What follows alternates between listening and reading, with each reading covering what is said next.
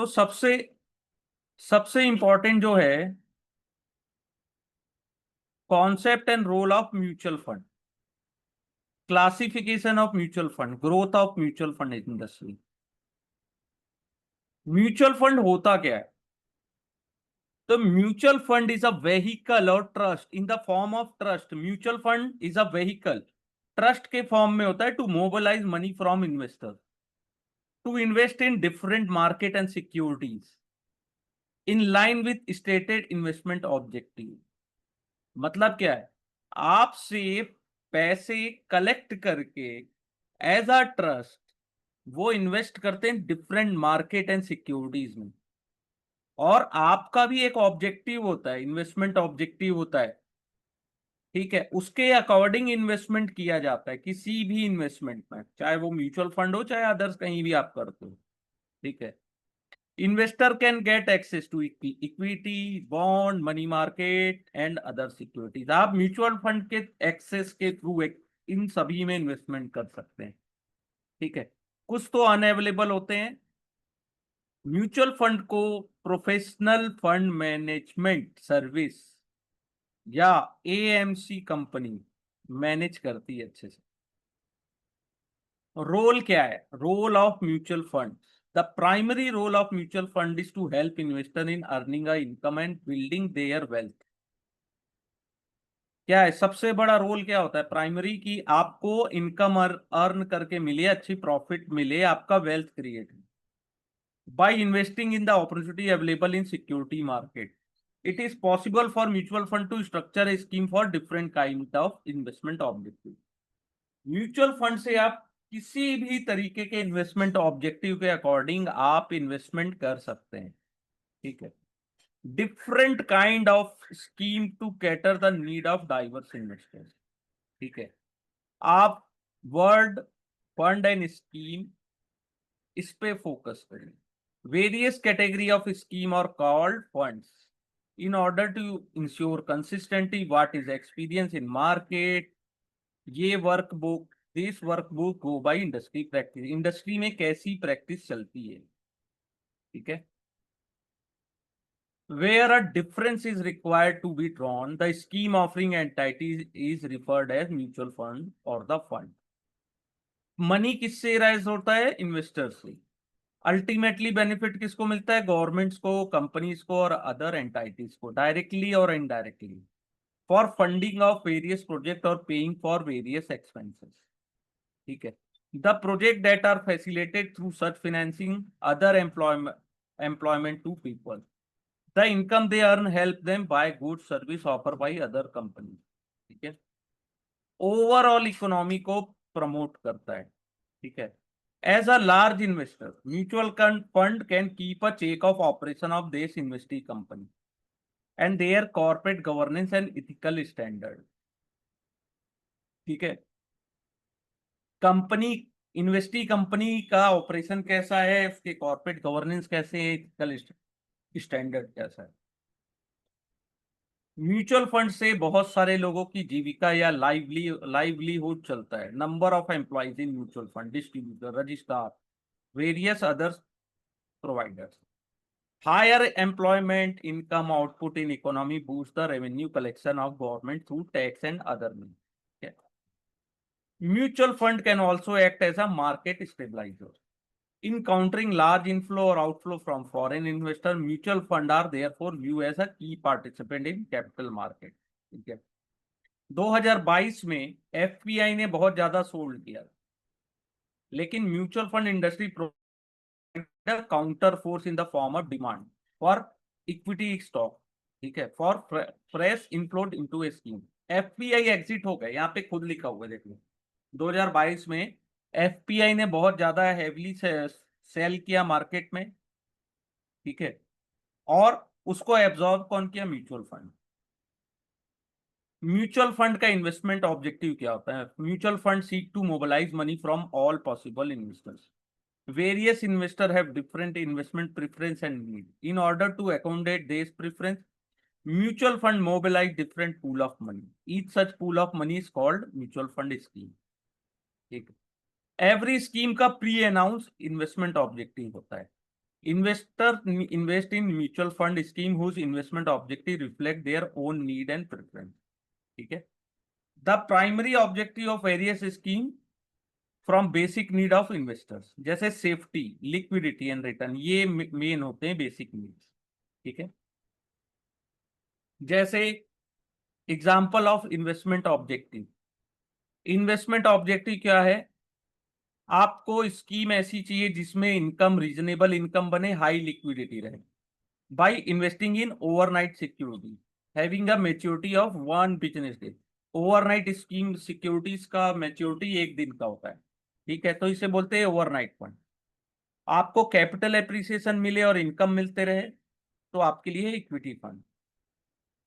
आपका primary objective है scheme का generate long term capital appreciation. ठीक है, predominantly in equity related security of company across the market cap. Fund also invest in डेब्ट and money market, उसको बोलते हैं hybrid fund.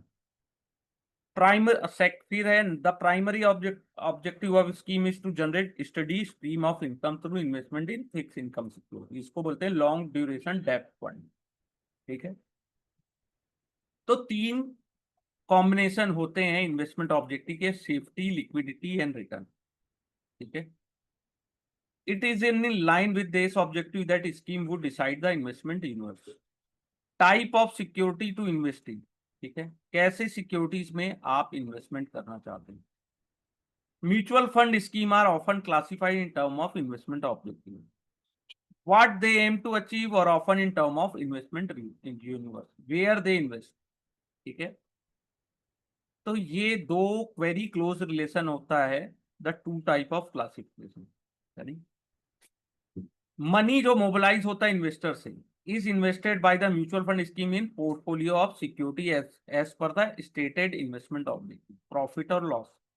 As the case might be belong to investor or unit holder, no other entity involved in mutual fund in any capacity participate in scheme profit or loss.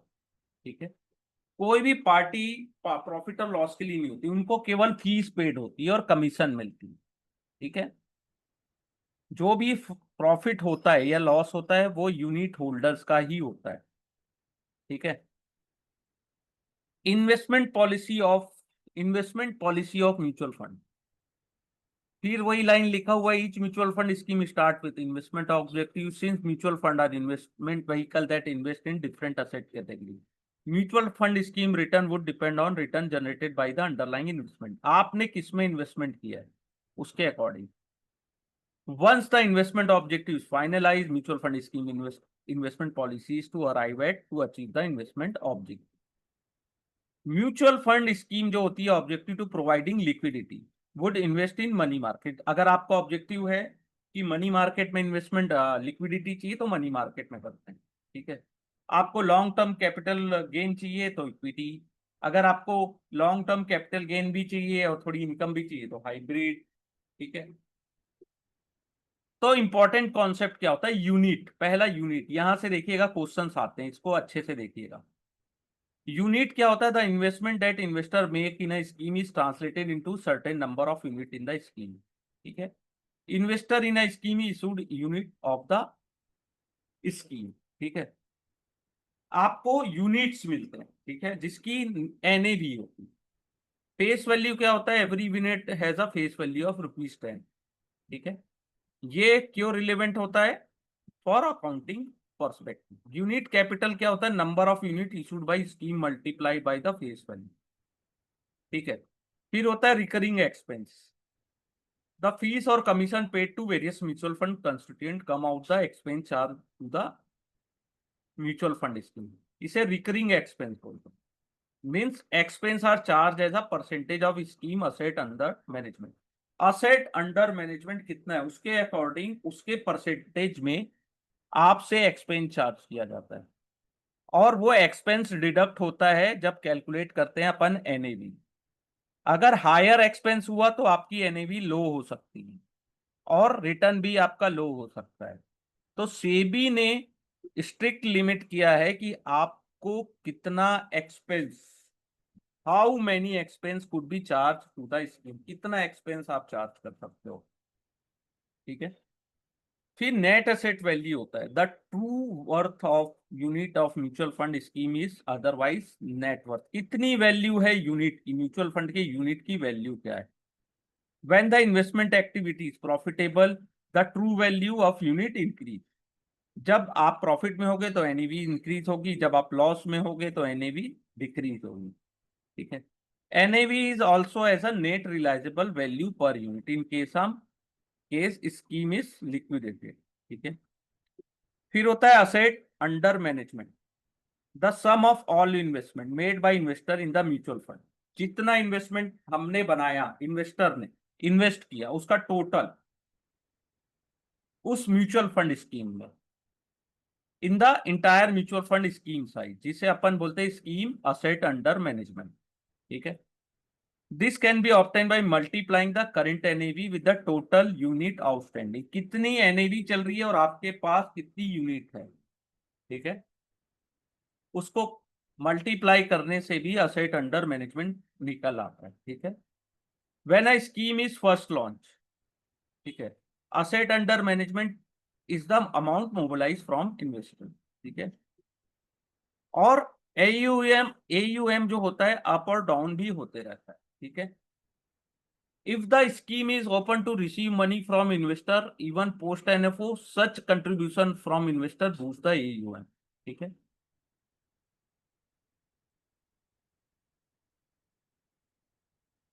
एक ये वाला समझिएगा, इसका full form आता है income distribution cum capital withdrawal. Dividend जब मिलता है ना स्कीम में, उसे बोलते हैं income distribution cum capital withdrawal option. ठीक है। फिर होता है mark to market, the process of valuing each security in the investment portfolio of scheme as its current market value is called mark to market. Mark to market valuation done on daily basis for the calculation of daily NAV of mutual fund scheme. ठीक है। Advantage क्या है mutual funds के, यहां तक कोई questions है तो आप पूछ सकते हो, यहां तक कोई क्वेश्चंस है आप लोगों के तो। एडवांटेज क्या होता है म्यूचुअल फंड का, पहला प्रोफेशनल मैनेजमेंट होता है। Mutual fund offer investment the opportunity to earn और income or build their wealth through the professional management of their investable fund. There are several aspects of such professional management investing in line with the investment object. ठीक है। Professionally manage किया जाता है, इनकी एक team होती, fund manager होता है। ठीक है। इन्वेस्ट करना है अगर आपको सिक्योरिटी मार्केट में, तो आपको क्या करना पड़ेगा, ओपन और manage multiple account, relationship such as broking account, demat and other. ठीक है। आपका जो एफोर्डेबल पोर्टफोलियो डाइवर्सिफिकेशन होता है, जो आप म्यूचुअल फंड में इन्वेस्टमेंट करते हैं, तो ऐसा नहीं है किसी एक सिंगल स्टॉक में वो इन्वेस्टमेंट होता है, बहुत सारे स्टॉक्स में होता है। ठीक है। या तो उसमें डेप भी होता है, मनी मार्केट भी होता है। ठीक है। तो investor can proportionate ownership in diversified investment portfolio even a small investment of ₹500। आप 500 रुपए से भी अगर इन्वेस्टमेंट करते हैं, तब भी आप डाइवर्सिफाइड इन्वेस्टमेंट पोर्टफोलियो में इन्वेस्ट कर पाते हैं। Economy of scale, pooling of large sum of money from many investors make it possible for mutual fund to engage professional managers for managing investment, including investor with small amount to invest। ठीक है। Large investment corpus lead to various other economy of scale, जैसे cost related to investment research, office space get spread across investors, higher transaction volume make it possible to negotiate better term with broker, banker and other services. ठीक है। फिर होती है transparency, बहुत ज्यादा transparent होता है क्योंकि सेबी के गाइडलाइन और रेगुलेशंस को यहाँ पे फॉलो किया जाता है। ठीक है। आपको scheme related document, SID, SAI and AIM, portfolio disclosure, NAV of scheme, आप जब चाहो तब देख सकते हो। Liquidity, investor in financial market are struck with security of which they can not find a buyers. ठीक है। तो क्या होता है, इसमें लिक्विडिटी होती है, आप जब चाहो इजिली मार्केट से एग्जिट कर सकते। ठीक है।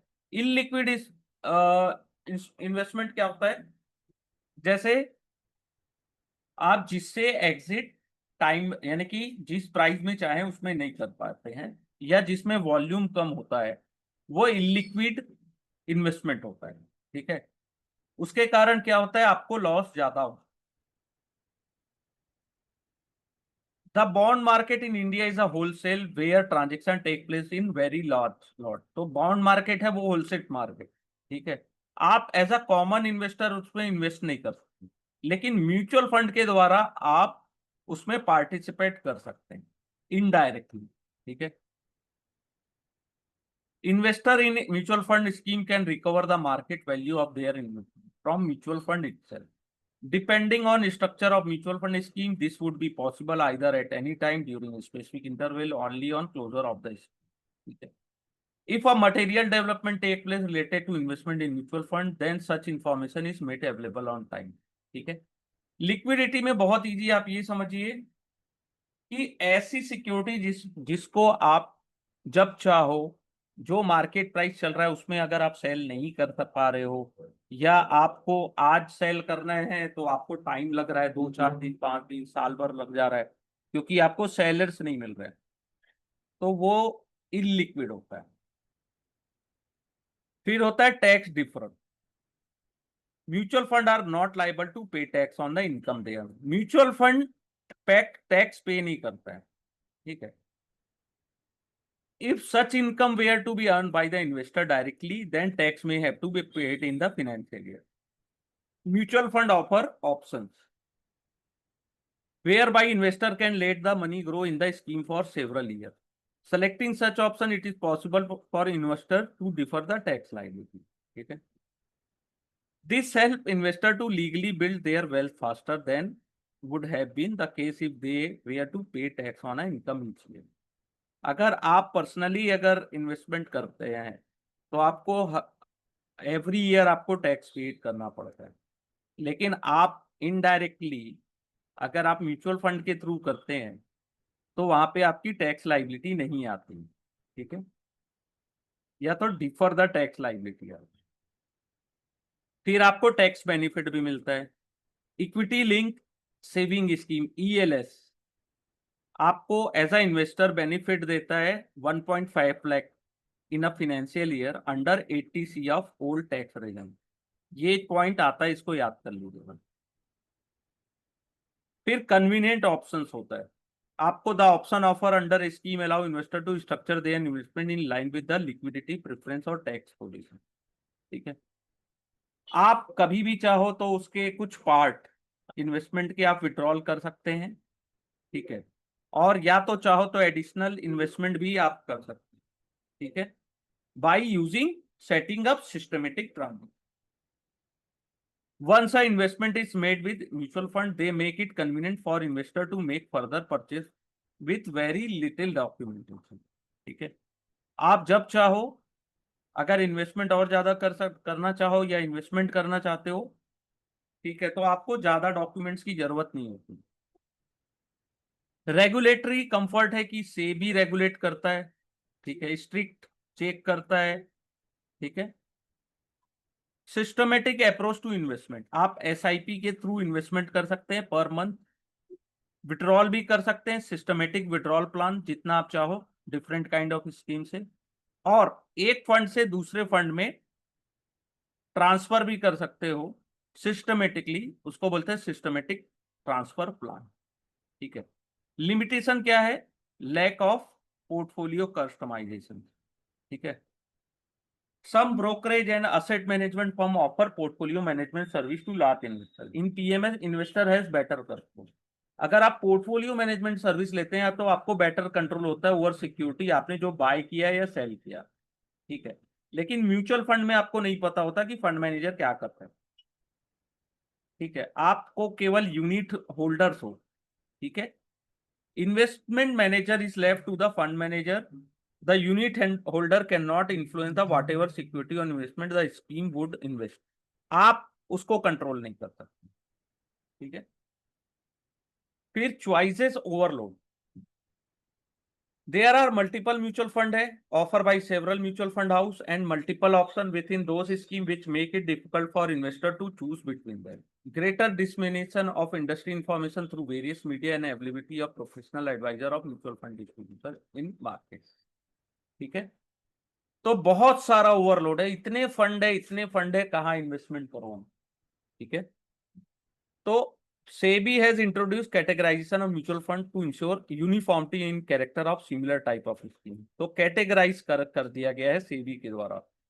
ठीक है, कंट्रोल नहीं है आपका कॉस्ट में, आप इन्वेस्टमेंट कर रहे हैं, लेकिन उसमें एक सेबी ने लिमिट लगाई है कि आप इससे ज्यादा एक्सपेंस नहीं कर सकते, लेकिन आपका उसमें कोई कंट्रोल नहीं होता है। आप नहीं डिसाइड कर सकते कि एक्सपेंस क्यों ऐसा इतना एक्सपेंस क्यों है, या उसकी लोअर लिमिट। ठीक है, जैसे आप हम म्यूचुअल फंड में इन्वेस्टमेंट करते हैं तो उसकी एक्सपेंस फीस होती है, खर्चे लगते हैं। ठीक है, गारंटीड रिटर्न नहीं होता है, no guaranteed return. Mutual fund बोलते हैं ना, लगा लो पैसे बहुत बनेंगे, कोई गारंटी नहीं है। आप पास्ट के परफॉर्मेंस से भी ये डिसाइड नहीं कर सकते कि फ्यूचर में आपको पैसे अच्छे मिलेंगे कि नहीं मिलेंगे। ठीक है, आपको कोई गारंटी नहीं है।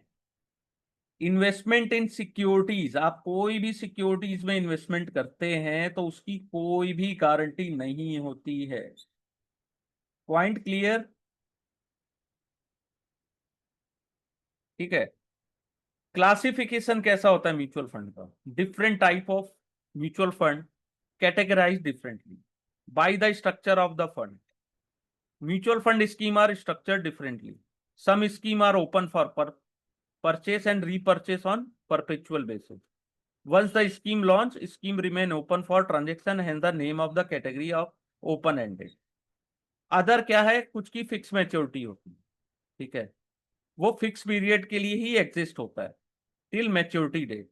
ठीक है, उसे बोलते हैं क्लोज एंडेड। एक होता है ओपन एंडेड, जिसमें आप कभी भी एंट्री ले सकते हैं, कभी भी एग्जिट ले सकते हैं, चाहे तो आप एनएफओ के द्वारा ले लीजिए या फिर सेकेंडरी मार्केट से खरीद लीजिए, और जब चाहो आज खरीदा कल सेल कर दो। क्लोज एंडेड में क्या होता है, इसकी फिक्स मैच्योरिटी होती है। Investor can by unit of close ended scheme from the fund only during its NFO. Investor can not ट्रांजेक्ट with fund after the NFO is over. NFO over के बाद आप उसमें ट्रांजेक्शन नहीं कर सकते। ठीक है, जब मैच्योरिटी पीरियड आता है, स्कीम वाउंड अप हो जाती है, यूनिट कैंसल्ड हो जाते हैं और आपको पैसे वापस आपके खाते में मिल जाते हैं। ठीक है, the fund make arrangement for liquidity post NFO. ये जो क्लोज एंडेड फंड है वो लिस्टेड होते हैं स्टॉक एक्सचेंज में। Such listing is compulsory for close ended scheme to provide liquidity to the investor. After the NFO, investor who want to buy unit will have to find seller to those unit in stock. ठीक है, तो ये होते हैं close ended scheme. फिर होता है interval, दोनों की क्वालिटी होती है, ओपन क्लोज। ओपन एंडेड है, क्लोज एंडेड है। क्लोज एंडेड कुछ दिनों के लिए वापस ओपन होता है कि आप उसको बाय कर सकते हो, और जो जिन्होंने बाय सेल यानी कि बाय किया है वो उससे एग्जिट कर सकते हैं। तो ये इंटरवल होते हैं, दोनों के फीचर्स होते हैं, open ended and close ended schemes के दोनों के फीचर्स होते हैं इसमें। बहुत इजी है। एक होता है ETF traded fund, exchange traded fund. ठीक है, ये भी म्यूचुअल फंड स्कीम है जो स्टॉक एक्सचेंज में ट्रेड होता है like another stock. This fund are track on index have a fix portfolio strategy. इस इनमें पैसिव होता है, जो इन्वेस्टमेंट होता है पैसिव नेचर का होता है। इसमें जो एक्सपेंस होते हैं वो डिफरेंट होते हैं, यानी कि लो होता है, सबसे लो एक्सपेंस ईटीएफ के होते हैं। ठीक है,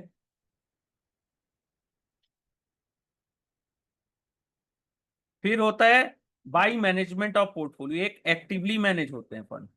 ठीक है, are fund where fund manager है flexibility to choose the investment portfolio. ठीक है, with the broader parameter of investment objective or scheme since the increase the role of the fund manager, expense are running the fund turn into be higher। ठीक है, फिर होते हैं passive, invest on the basis of specific index whose performance it seek to track. यानी कि आपने index के according अपना पोर्टफोलियो बनाया, उसमें आप इन्वेस्टमेंट कर रहे हैं जिसमें एक्सपेंस लो होता है, जैसे अपन ने अभी बात की थी ईटीएफ की। ठीक है, by the investment universe, the type of classification look at investment investment where scheme में भी इन्वेस्ट, जैसे fix income, money market, gold, international fund, इस टाइप के इक्विटी फंड। तो जिस कैटेगरी का आप इन्वेस्टमेंट चाहते हैं उसके अकॉर्डिंग भी क्लासिफाइड होता है। ठीक है। Mutual fund scheme categorisation and SEBI regulation, SEBI ने इशू किया था सर्कुलेशन कि आपको म्यूचुअल फंड स्कीम को रैशनलाइज कैटेगराइज करना है। ठीक है।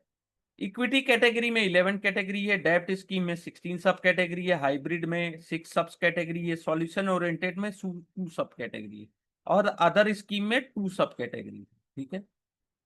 इक्विटी में होता है एक मल्टी कैप फंड, जिसमें आप large, mid cap, small cap में इन्वेस्टमेंट करते हैं, जिसमें 75% आपको इन्वेस्टमेंट करना है इक्विटीज में।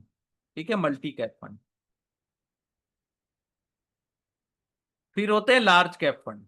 लार्ज कैप फंड में क्या है, आपको 80% जो इन्वेस्टमेंट है वो लार्ज कैप कंपनीज में करनी है। फिर होता है large and mid cap fund. ठीक है, जिसमें आपको minimum investment equity and equity related instrument में करना है, लार्ज कंपनी में कम से कम 35% ऑफ टोटल एसेट।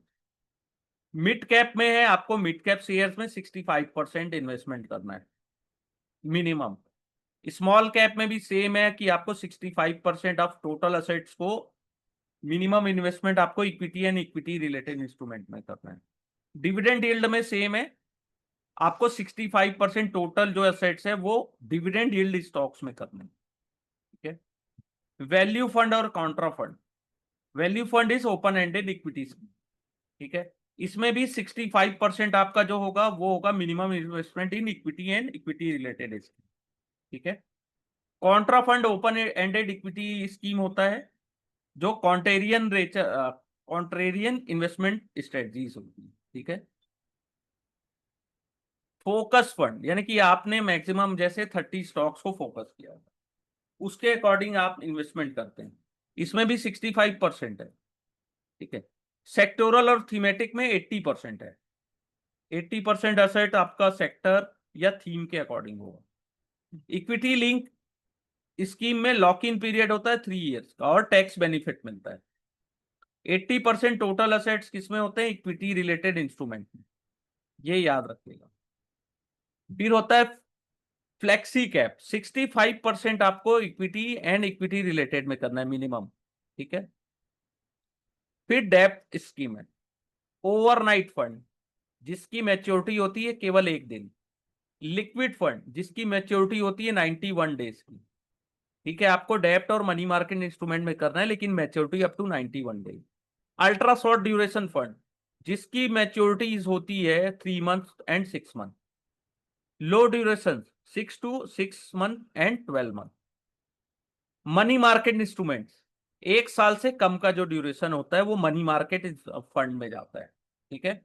ये सब क्वेश्चंस आते हैं, अगर आप चाहो इसको डिटेल में पढ़ो, लेकिन ये पॉइंट जो मैं बता रहा हूं उसको याद रखना है आपको। Short duration fund 1 to 3 years, investment in डेब्ट and money market. Medium duration means 1 year to 4 years। ठीक है।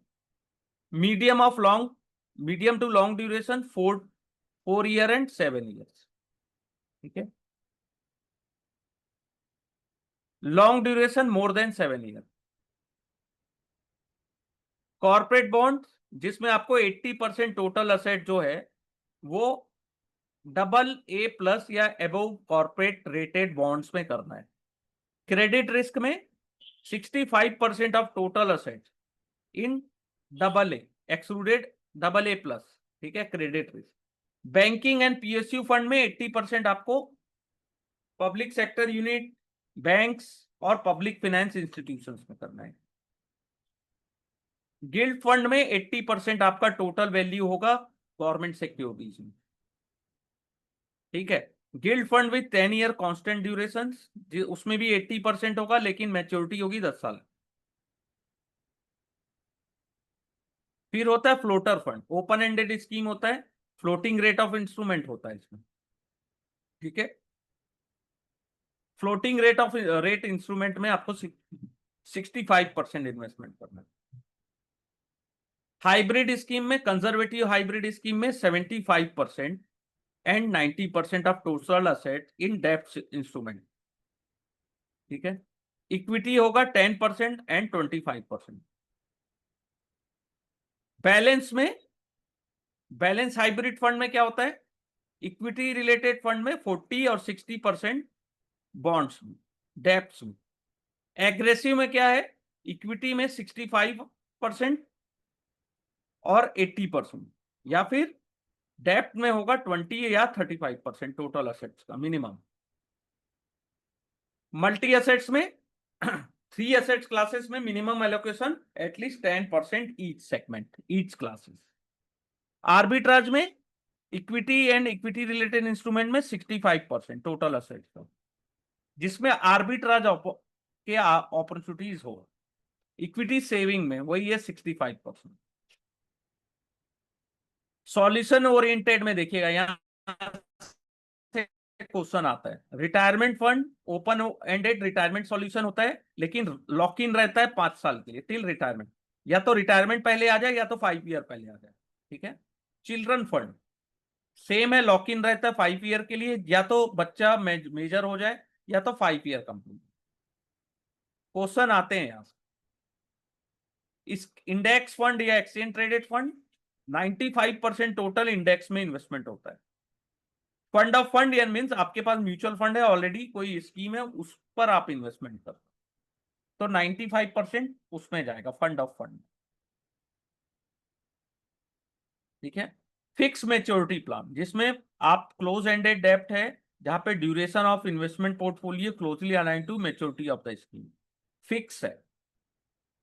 Fix plan maturity fix. Target maturity date, जिसमें लिखा रहेगा कि 2 to 10 ईयर्स, ठीक है। यूनिक इन्वेस्टमेंट है, जिसमें fund are design to mature at specific date, specific date पे होगा 2 से 10 साल के बीच, लेकिन वो डेट आपको लिखा रहेगा। Matching maturity, minimise investment risk, providing predictable return. आपको ये पता होगा कि एक पर्टिकुलर डे है, उस ईयर के उस डेट में वो मैच्योर होगा। Capital protection oriented fund close ended hybrid scheme है। एक्सपोजर होता है इक्विटी और typically taken through equity derivative market. इसमें क्या होता है, 90 रुपए आपका इन्वेस्ट होगा 3 साल के लिए, to grow into 10 rupees 100 at maturity, और आपके कैपिटल को प्रोटेक्ट करने के लिए जो रिमेनिंग अमाउंट होता है वो इक्विटी डेरिवेटिव में इन्वेस्ट होता है, कि आपको ज्यादा से ज्यादा रिटर्न जनरेट करके मिले। इंफ्रास्ट्रक्चर डेब्ट स्कीम्स, इंफ्रास्ट्रक्चर आईडीएफ बोलते हैं, ठीक है। ये भी एक ट्रस्ट की तरह काम करता है। इसको कंपनी बेस्ड ऑन आईडीएफ को कौन नॉर्मली भी एनबीएफसी, जिसको रेगुलेट करता है आरबीआई। इंफ्रास्ट्रक्चर डेब्ट fund. Real estate mutual fund 75% किसमें होगा, रियल एस्टेट असेट्स में, ठीक है। At least 35% of portfolio should be held in physical assets, physical assets में होगा 35%, और not less than 75% real estate assets में। मॉर्गेज बैक सिक्योरिटीज में भी, इक्विटी और शेयर और debenture of company engage in dealing in real estate assets और undertaking real estate development project, ठीक है। Asset held for by the fund will value every 90 days by two valuers aggregate by credit agency. जो भी fund है उसकी जो valuations है वो 2 credited aggregated credit rating agencies के द्वारा किया जाएगा।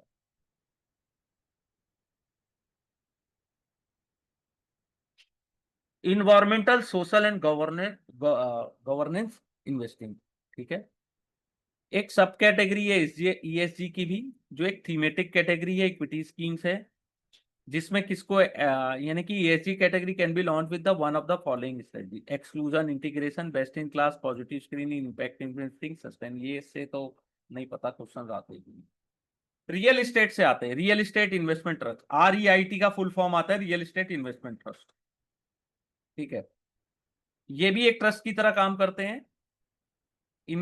इसमें भी फंड राइज किया जाता है इनिशियल ऑफर के द्वारा, follow on offer, right issue और इंस्टीट्यूशनल प्लेसमेंट के द्वारा, ठीक है। इनिशियल ऑफर जो होता है 500 करोड़ से नीचे नहीं होता, और minimum offer size will not be less than 250 crore. Minimum subscription होता है 50,000 का। ठीक है। Earlier has now be brought down to 10 to 15,000। पहले 50,000 था, अब उसको 10 से 15,000 कर दिया। आपको इसके यूनिट्स मिलते हैं। इंफ्रास्ट्रक्चर इन्वेस्टमेंट फंड, जो इंफ्रास्ट्रक्चर सेक्टर्स के बड़े प्रोजेक्ट हैं उसमें इन्वेस्टमेंट किया जाता है। ऑफर होता है नॉट लेस देन 250 करोड़, और not less then, propose asset होता है not less then 500 crore. Minimum subscription size होता है 1 लाख का। उसे अब ब्राउट डाउन कर दिया गया 10 से 15,000।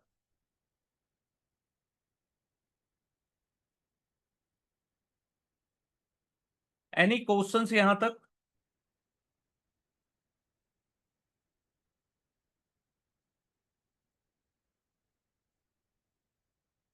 No question. अब न्यू टाइप के कुछ फंड्स हैं जिसको म्यूचुअल फंड हाउस ने लॉन्च किया है। Smart beta fund is the extension of index और exchange traded fund, as they change the basis of exposure in portfolio to index using alternative strategies. जैसे a fund that track the index will have the same exposure as the index, and this would mean weighted by the market capitalization. Beta strategies use होती है, less on market cap.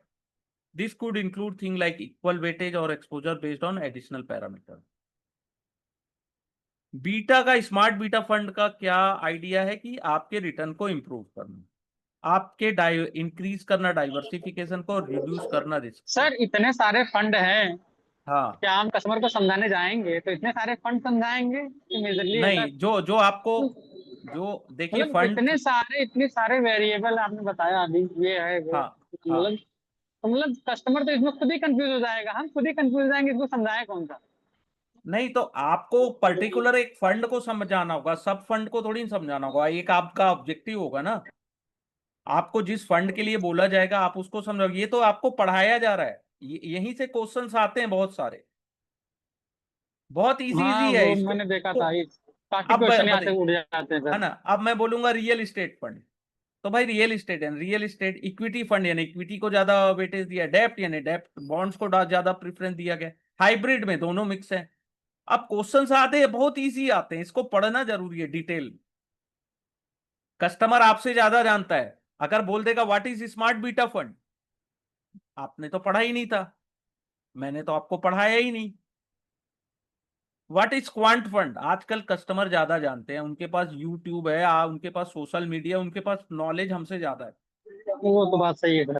इसलिए अगर market को में active रहना है और कुछ बड़ा करना है, यानी कि सेल करने तो सब जाते हैं, लेकिन खरीदता तो उन्हीं से है ना इंसान जिसको कॉन्फिडेंस है, जिसको जिसको सब कुछ पता हो। आज के डेट में कस्टमर पूछता है क्वेश्चन, बताओ उनके रिप्लाई दो। नहीं दोगे नहीं खरीदेगा। या हो सकता है वो क्या होता है कि रिले आपसे दोस्ती यारी में, या फिर कोई होता है ना कि ठीक है ले लिए, लेकिन उतना आपको वो फंड का रियल जो जितना उसने सोचा था, 10 लाख, 1 लाख, 2 लाख जो भी, वो आपसे उतना इन्वेस्टमेंट नहीं कराएगा। उसी से कराएगा जिसको नॉलेज है। या फिर आपने फॉल्स इंफॉर्मेशन दे दी, बहुत ऊपर जाएगा, ऐसा होता नहीं। तो ये सब समझना जरूरी है अपने को, इसलिए तो मैं चैप्टर 1 2 को डिटेल में समझा रहा हूं। आप जितना ज्यादा डिटेल में स्टडी करोगे उतना फायदेमंद है। चैप्टर 1 to 4 तो कम से कम। ठीक है। फिर होता है क्वांट फंड। क्वांट फंड किस पे रिलाई करता है? Data analysis and number usually undertaken by machine to select the security in a portfolio. They are predetermined model that are created and these are derived through analysis of past data. The model that run through the emerging data to select holding and make decision about buying and selling. ठीक है। The human element is in decision making. ठीक है। Machine से select किया जाता है securities को, undertaken by machine to select the security in portfolio. Quants fund analysis और नंबर को कौन एनालिसिस करता है? यूजली मशीन के द्वारा। International REITs fund that invest in real estate investment trust abroad, बाहर के। ठीक है, इंटरनेशनल फंड होता है। Commercial real estate sectors in India too. ठीक है। थोड़ा इंटरेस्ट यहां भी लोगों का आने लगा है। फिर होता है स्पेशलाइज इन्वेस्टमेंट फंड, जैसे अल्टरनेटिव इन्वेस्टमेंट फंड, पीएमएस, ठीक है। एसआईएफ आपने सुना होगा। Over the year gap of emerging between mutual and PMS in term of portfolio creation of optioning for new investment product.